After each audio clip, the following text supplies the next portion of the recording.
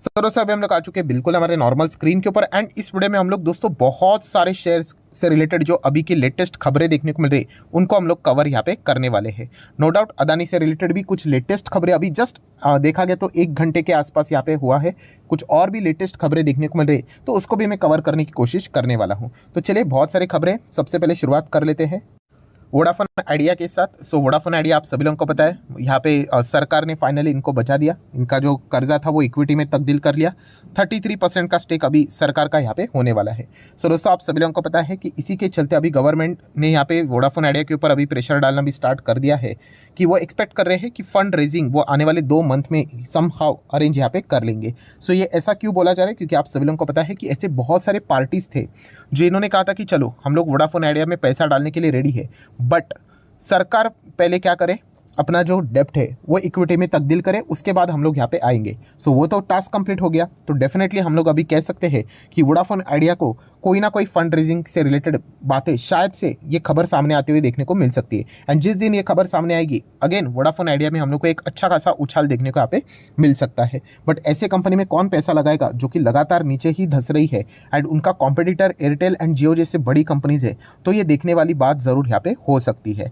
Next अगर हम लोग बात करेंगे दोस्तों तो सीमेंट कंपनियां, आज के दिन अगर आप लोगों ने देखा होगा तो सीमेंट कंपनी में हरियाली छाई हुई थी। ऑब्वियसली एसीसी एक्सेप्शन है, अदानी ग्रुप से रिलेटेड कंपनी है, बट बाकी सीमेंट कंपनियां देखिए ज़बरदस्त यहाँ पे परफॉर्मेंस देखने को मिला। तो इसके पीछे का रीज़न क्या है, तो दोस्तों इसके पीछे का रीज़न है निर्मला सीतारामन जी। सो यस दोस्तों, निर्मला सीतारामन जी गवर्नमेंट को यहाँ पे सजेस्ट कर रहे हैं कि आप जो 28% का जीएसटी सीमेंट कंपनीज के ऊपर यहाँ पे जो लगता है उसको रिड्यूस कर दो करके। सो डेफिनेटली अगर फाइनेंस मिनिस्टर ही अगर सरकार को ये रिक्वेस्ट कर रही है तो डेफिनेटली सीमेंट कंपनी के ऊपर आने वाले समय में जीएसटी काउंसिल की बैठक रहेगी। आप सभी लोगों को पता ही है, उसका डेट भी आप लोगों को मैं यहाँ पे बता देता हूँ। बट उसके पहले एक और खबर आप लोगों को पता होनी चाहिए, कौन सी, गेमिंग इंडस्ट्री से रिलेटेड।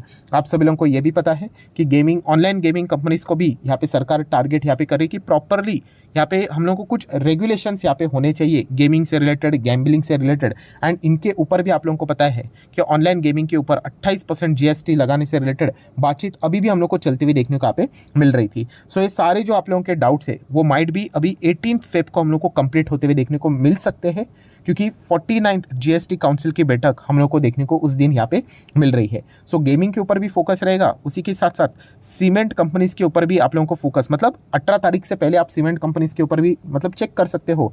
कुछ ना कुछ पॉजिटिव माहौल शायद से थोड़ा बहुत बनते हुए भी देखने को मिल सकता है, क्योंकि उनके ऊपर जीएसटी घटाने की बात यहाँ पे हो रही है। एंड गेमिंग कंपनीज में शायद से गिरावट देखने को मिल सकती है, बिकॉज उनके ऊपर जीएसटी लगाने की बात हो रही है। अब ये होगा नहीं होगा, उसीलिए ये बैठक देखने को यहाँ पे मिलने वाली है। तो एक पॉइंट आपको पता होना चाहिए।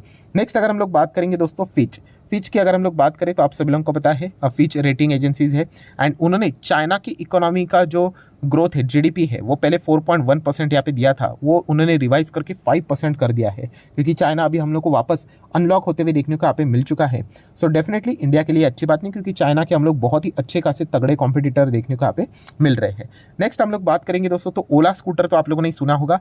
तो दोस्तों ओला इलेक्ट्रिक स्कूटर अभी मार्केट में तो है, उसी के साथ साथ अभी वो अपनी फर्स्ट ओला इलेक्ट्रिक कार बाजार में उतारने वाले, कब, 2024 में। सो ये खबरें हम लोगों को ये बताती है कि इलेक्ट्रिक व्हीकल से रिलेटेड पहले जो विरोध हो रहा था वो अभी हम लोग को घटते हुए देखने को मिल रहा है, क्योंकि लोगों की डिमांड इलेक्ट्रिक व्हीकल से रिलेटेड बढ़ते हुए देखने को मिल रही है। नो डाउट बहुत सारे अभी भी कॉम्प्लिकेशंस है, कॉस्टिंग से रिलेटेड इश्यूज़ है, बट जैसे जैसे हम लोग आगे बढ़ेंगे सारी चीज़ें धीमे धीमे करके हम लोग को मैनेज होते हुए देखने को मिल जाएगी। पहले जो फ़ोन आता था आपको पता है, सेल फोन जो डब्बा टाइप का फ़ोन आता था कीपैड वाला, आपको पता है कितना महंगा रहता था। एंड आज अगर आप उसी प्राइस में अगर फ़ोन देखोगे, स्मार्टफोन देखोगे टच स्क्रीन वाला, कितने फीचर्स आते हैं, ज़बरदस्त फीचर्स आते हैं। सो टेक्नोलॉजी इवॉल्व होती है, इनिशियल स्टेज पे सारी चीज़ें थोड़ी सी इम्प्रैक्टिकेबल यहाँ पे लगती है, बट बाद में हम लोग को सारी चीज़ें मैनेज होते हुए देखने को मिल जाती है। देन दोस्तों हम लोग बात करेंगे शक्तिकांता दास जी। सो शक्तिकांता दास जी ने यहाँ पे क्या बात बोली है कि एक खबर यहाँ पे सामने आ रही थी कि डोमेस्टिक म्यूचुअल फंड्स, राइट, जो हमारे देश के जो म्यूचुअल फंड्स है उनको परमिट किया जाएगा कि लिमिट और बढ़ाए करके, किस चीज़ से related, overseas investment mutual fund से रिलेटेड। तो उन्होंने बोल दिया कि ये बात झूठ है, कि अभी तक ऐसा कोई भी बात सामने यहाँ पे नहीं आया है। जितना उनको लिमिट दिया गया है उतना ही लिमिट है, और कोई भी चीज़ यहाँ पे बढ़ने वाली नहीं है। सो म्यूचुअल फंड देश के हमारे देश के डोमेस्टिक म्यूचुअल फंड जितना विदेश में निवेश कर रहे थे उससे रिलेटेड जो परसेंटेज था उसमें कोई भी बदलाव नहीं किया गया है।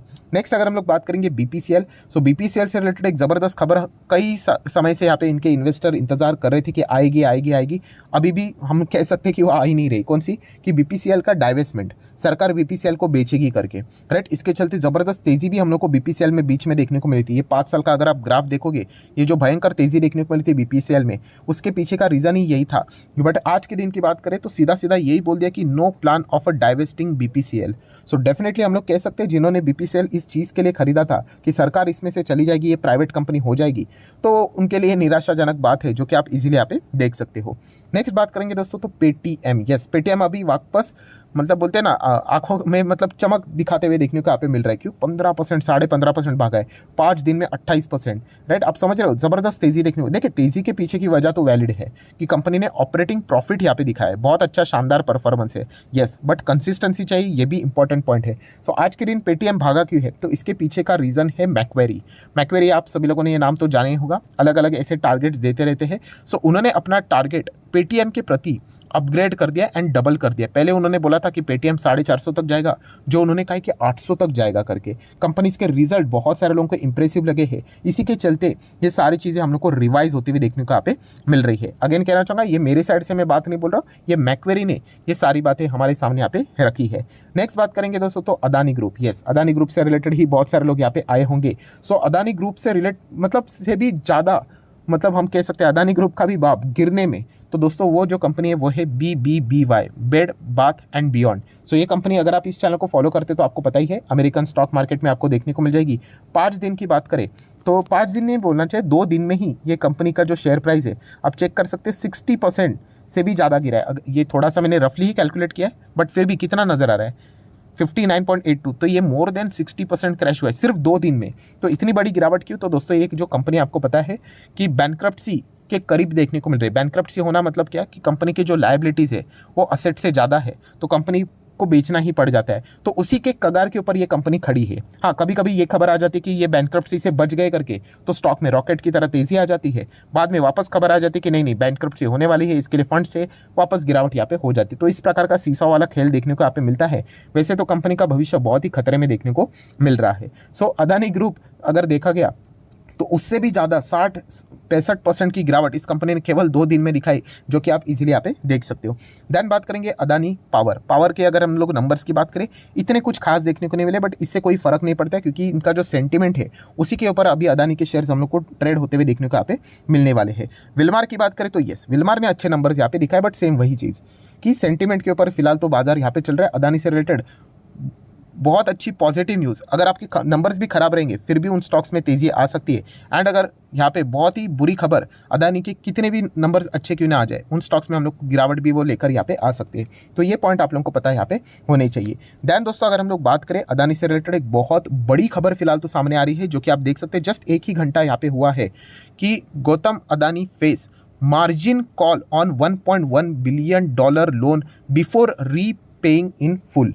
मतलब यहाँ पे आप सभी लोगों को पता है, जैसे उन्होंने बोला था कि वो लोन का यहाँ पे भुगतान यहाँ पे करने वाले, बट उसके पहले इस प्रकार की खबरें फिलहाल तो यहाँ पे सामने आ रही है कि उनको मार्जिन कॉल से रिलेटेड मतलब फेस यहाँ पे करना यहाँ पे पड़ सकता है करके। और भी अलग अलग वेबसाइट के ऊपर आप लोगों को ये चीज़ें देखने को मिल सकती है। Adani face margin call on $1.1 billion loan before the repaying in full. So ये मार्जिन कॉल क्या रहता है? तो दोस्तों बहुत ही सिंपल है, चलो मैं आपको एक एग्जांपल लेकर बताता हूँ कि मान लीजिए रिलायंस, ठीक है, रिलायंस का शेयर कितने पे देखने को मिल रहा है? 2300 के आसपास, 2350 के आसपास देखने को मिल रहा है, ठीक है। तो समझ लीजिए क्या, मैंने मेरे दोस्त को 2350 रुपये का पैसा दिया, राइट, एंड उसने क्या किया, रिलायंस का शेयर मुझे दिया जिसका प्राइस ये है। तो मैंने उसको लोन दिया, मतलब पैसा दिया, लोन दिया, तब मैंने उसको एक बात बोली, देख शेयर मार्केट है, मुझे भी पता है प्राइस ऊपर नीचे होते हैं, बट मेरे भी कुछ लिमिटेशन है कि मान लीजिए कि कल अगर रिलायंस का शेयर 1800 तक चला गया, कितना, 1800 तक, तो देख ये जो गैप है ना, इसका जितना भी पैसा बनता है ना वो तू मुझे दे करके, लोन मत दे बट वो पैसा दे क्योंकि मेरी खुद की सिक्योरिटी के लिए, राइट। उसी को बोलते हैं दोस्तों मार्जिन कॉल की एक लिमिट सेट किया जाता है, मेंटेनेंस मार्जिन बोलते हैं। उसके अगर नीचे अगर इक्विटी का प्राइस जाना स्टार्ट हो जाता है तो जिसने पैसा दिया है ना, ब्रोकर भी जो यहाँ पे रहता है वो भी थोड़ा खतरे में यहाँ पे आ जाता है। सो मैं मेरे फ्रेंड को फोन करूँगा, बोलूँगा देख रिलायंस अभी 1800 तक यहाँ पे आ गया, हमारा डील हुआ था कि इतना नीचे आएगा तो ये जो गैप का पैसा है ना बॉस, थोड़ा बहुत पे कर दे करके, राइट, वरना मैं थोड़ा इनसिक्योर हो जाऊंगा करके। सो वो अगर पे कर देता है तो मामला सुलझ गया। सर अगर नहीं पे करता है तो, एंड मान लीजिए अगर ये शेयर और नीचे गया 1700, 1600, 1500, तो फिर मेरे पास एक ही ऑप्शन है कि मुझे उसके रिलायंस के शेयर्स बेचने पड़ेंगे।